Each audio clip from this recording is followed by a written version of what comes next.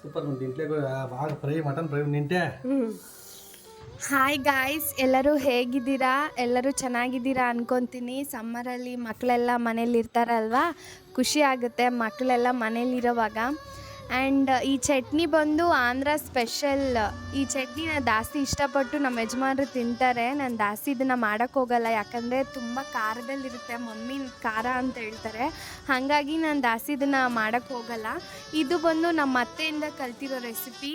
Andhra style ಅಂತ ಹೇಳ್ತಾರೆ, ಗೊಟ್ಕಾರ ಅಂತಾರೆ. ಆ ರೆಸಿಪಿ ನಾನು ನಿಮಗೆ ನೋಡಿಸ್ತೀನಿ. ಚಟ್ನಿನ ಸೈಡ್ ಡಿಶ್ ಆಗಿ ಮತ್ತು ಬಿಸಿ ಬಿಸಿ ಅನ್ನದ ಜೊತೆ ಬರೀ ಚಟ್ನಿ ತಿಂದರೂ ಸಹ ತುಂಬ ಚೆನ್ನಾಗಿರುತ್ತೆ. ಬದಲಾಗಿ ನಾನು ಗ್ರೀನ್ ಲೀಫ್ ಮತ್ತು ರೆಡ್ ಚಿಲ್ಲಿನ ಪ್ಯಾನ್ ಮೇಲೆ ಫ್ರೈ ಮಾಡಿಕೊಂಡು ಮಿಕ್ಸಿಗೆ ಹಾಕ್ಕೊತಿದ್ದೀನಿ. ಆನಂತರ ಸ್ವಲ್ಪ ಜೀರಿಗೆ ಮತ್ತು ರಾಕ್ ಸಾಲ್ಟ್ನ ಹಾಕ್ಕೊಂಡು ಬೆಳ್ಳುಳ್ಳಿ ಕೂಡ ಹಾಕ್ಕೊತಿದ್ದೀನಿ. ಆಮೇಲೆ ಟೊಮೊಟೊ ಮತ್ತು ಬ್ರಿಂಜಾಲ್ನ ಒಲೆಯಲ್ಲಿ ಸುಟ್ಟಿದ್ರೆ ತುಂಬ ಚೆನ್ನಾಗಿರುತ್ತೆ. ನಾನು ಒಲೆಯಲ್ಲಿ ಸುಡೋಕ್ಕೆ ಹೋಗಲಿಲ್ಲ, ಕರೆಂಟ್ ಸ್ಟವಲ್ಲಿ ಸುಟ್ಕೊಂಡೆ, ಅದನ್ನು ಹಾಕ್ಕೊತಿದ್ದೀನಿ. ಇವಾಗ 4 ಟೊಮೊಟೊ ಇದ್ದರೆ 2 ಬ್ರಿಂಜಾಲ್ ಸಾಕು. 8 ಟೊಮೊಟೊ ಇದ್ದರೆ 4 ಬ್ರಿಂಜಾಲ್ ಸಾಕು. ಜಾಸ್ತಿ ಬ್ರಿಂಜಾಲ್ ಹಾಕೋಕ್ಕೆ ಹೋಗಬೇಡಿ, ಹೀಟ್ ಅಲ್ವಾ. ಅದನ್ನು ಪೇಸ್ಟ್ ಮಾಡ್ಕೊಂಬಂದೆ. ಆಮೇಲೆ ಪೇಸ್ಟ್ ಮಾಡಿಕೊಂಡು ಒಂದು ಬೌಲ್ ತಗೊಂಡೆ. ಅಷ್ಟೇ, ನಾನು ಗಿಗ್ಗರಣೆ ಏನೂ ಹಾಕಲ್ಲ. ಕೊತ್ತಂಬರಿ ಹಾಕ್ಕೊಂಡು ಸರ್ವ್ ಮಾಡಿಕೊಂಡೆ.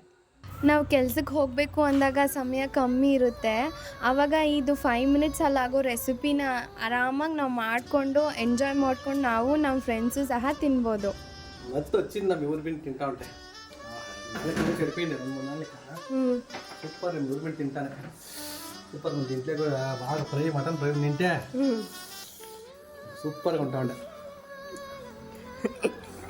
ಎಲ್ಲರಿಗೂ ಚಟ್ನಿ ಕತೆ ಇಷ್ಟ ಆಗಿದೆ ಅಂತ ಅನ್ಕೊತೀನಿ.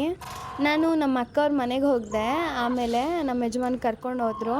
ಮೈ ಹುಷಾರಿಲ್ಲ ಅಲ್ವಾ, ತಲೆ ಮಾಂಸ ತಿಂದರೆ ಸರೋಗುತ್ತೆ ಅಂತ ಹೇಳ್ಬಿಟ್ಟು ಡಾಕ್ಟ್ರೆಲ್ಲ ನಾನ್ ವೆಜ್ ತಿನ್ನೋಕ್ಕೆ ಹೋಗಬೇಡ ಅಂತಂದರು. ಬಟ್ ಆದರೂ ಸಹ ಅವರು ತಲೆ ಮಾಂಸ ತಗೊಬಂದು ಅದನ್ನೆಲ್ಲ ಸುಟ್ಟು ಕಟ್ ಮಾಡ್ತಿದ್ರು.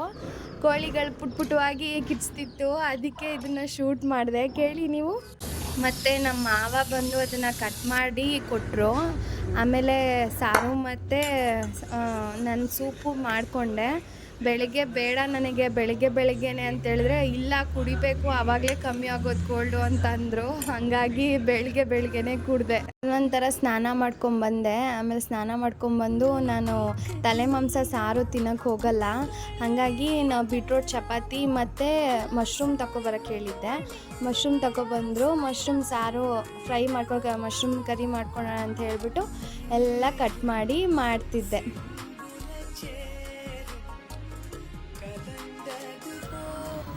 ಚಪಾತಿ ನಾನು ಜಾಸ್ತಿ ಬೀಟ್ರೋಟು ಮತ್ತು ಪಾಲಕ್ಕೆ ಜಾಸ್ತಿ ಬಳಸ್ತೀನಿ. ಬರೀ ಚಪಾತಿ ಕಮ್ಮಿ ಮಾಡೋದು. ಗೀ ಕೂಡ ನಾನು ಅಷ್ಟೊಂದು ಹಾಕಲ್ಲ, ಅದು ನಮ್ಮ ಯಜಮಾನ್ರ ಬಾಕ್ಸಿಗೆ ಅಂತ ಹೇಳ್ಬಿಟ್ಟು ಸ್ವಲ್ಪ ಜಾಸ್ತಿನೇ ಗೀ ಹಾಕಿದ್ದೀನಿ. ಹಂಗಾಗಿ ಅವ್ರಿಗೆ ಸುಟ್ಕೊಡೋವಾಗ ಶೂಟ್ ಮಾಡಿದ್ದು. ಆಮೇಲೆ ನನ್ನ ಪ್ಲೇಟಿಗೆ ಅವ್ರು ಹೋದ್ಮೇಲೆ ಮತ್ತು ನನ್ನ ಪ್ಲೇಟಿಗೆ ಬಡಿಸ್ಕೊಂಡು ಆಚೆ ಬಂದು ತಿಂತಿದ್ದೆ. ನನಗೆ ಯಾವಾಗಲೂ ಕೂಡ ಆಚೆ ಬಂದು ಗಿಡಗಳನ್ನ ನೋಡಿಕೊಂಡು ಗಾಳಿಯಲ್ಲಿ ತಿನ್ನಬೇಕು ಅಂತ ಆಸೆ. ಹಾಗಾಗಿ ನಾನು ಆಚೆ ಬಂದು ಜಾಸ್ತಿ ಸ್ಟೆಪ್ ಮೇಲೆ ಕೂತ್ಕೊಂಡು ತಿನ್ನೋಕ್ಕೆ ಇಷ್ಟಪಟ್ಟು ಎಂಜಾಯ್ ಮಾಡ್ತಿರ್ತೀನಿ. ಆಮೇಲೆ ತುಂಬ ಚೆನ್ನಾಗಿತ್ತು ಬೀಟ್ರೋಟ್ ಚಪಾತಿ ಮತ್ತು ಮಶ್ರೂಮ್ ಕರಿ, ಚೆನ್ನಾಗಿತ್ತು, ಎಂಜಾಯ್ ಮಾಡ್ಕೊಂಡು ತಿಂತಿದ್ದೆ. ಆಮೇಲೆ ಆಮ್ಲೆಟ್ ತಿನ್ನೋಕ್ಕೆ ಹೋದಾಗ ನಮ್ಮ ಅಪ್ಪಾಜಿ ಜ್ಞಾಪನಕ್ಕೆ ಬಂದರು. ನಮ್ಮ ಅಪ್ಪ ಹೇಳ್ತಿದ್ರು, ಆ ವೈಟ್ ಇದಿರೋದೆಲ್ಲ ಕಟ್ ಮಾಡಿಬಿಡು, ಚಿಕ್ಕದಾಗಿ ಅದನ್ನು ತಿಂದ್ಬಿಡು. ಆಮೇಲೆ ಈ ಎಲ್ಲೋ ಇರುತ್ತಲ್ವ, ಅದನ್ನು ಫೋಲ್ಡ್ ಮಾಡಿ ಕರ್ಚಿಪ್ ಥರ ಒಂದೇ ಬೈಟಿಗೆ ಹಾಕೋಬೇಕು, ಆವಾಗಲೇ ಅದು ಟೇಸ್ಟ್ ಗೊತ್ತಾಗೋದು ಅಂತ ಹೇಳಿಬಿಟ್ಟು. ಹಾಗಾಗಿ ಅವರು ಜ್ಞಾಪನಕ್ಕೆ ಬಂದರು. ನನಗೆ ಸ್ವಲ್ಪ ನೆನೆಸ್ಕೊಂಡೆ ನಮ್ಮ ಅಪ್ಪನ್ನ. ಆಮೇಲೆ ಸ್ಟಡಿ ಆದೆ. ಆಮೇಲೆ ಅಷ್ಟೇ ಇವತ್ತಿನ ವಿಡಿಯೋ. ಎಲ್ಲರಿಗೂ ಇಷ್ಟ ಆಗಿದೆ ಅಂದ್ಕೊತೀನಿ. ಬಾಯ್.